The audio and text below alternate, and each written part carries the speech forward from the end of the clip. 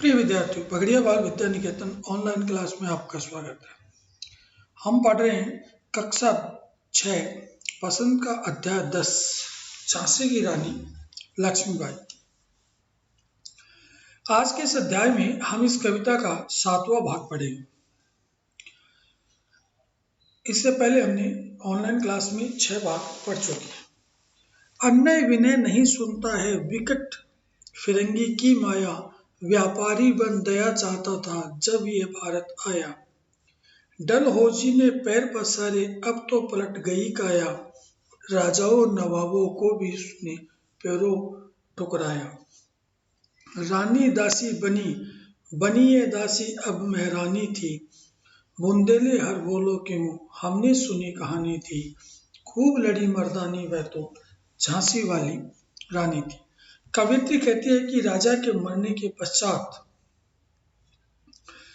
डलहौजी ने जबरदस्ती झांसी पर ब्रिटिश राज्य का कब्जा करवा दिया। रानी ने उससे बहुत प्रार्थना की, लेकिन उसने एक भी उसकी नहीं सुनी।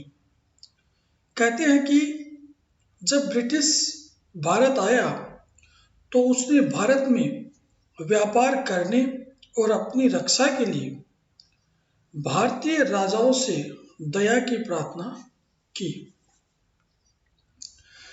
अन्याय विनय नहीं सुनता है, विकट फिरंगी की माया, व्यापारी बन दया चाहता था जब वह ये भारत आया।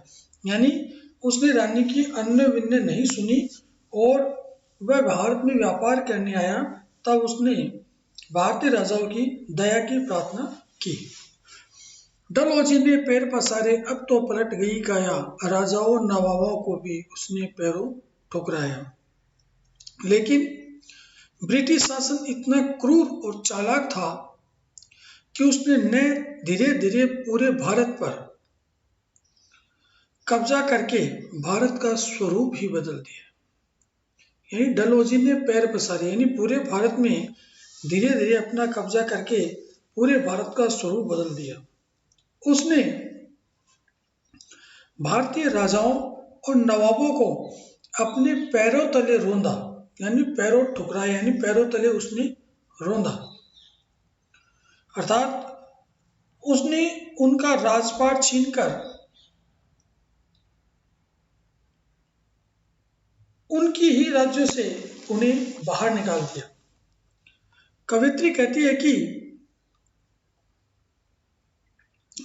रानी दासी बनी बनी ये दासी अब महारानी थी।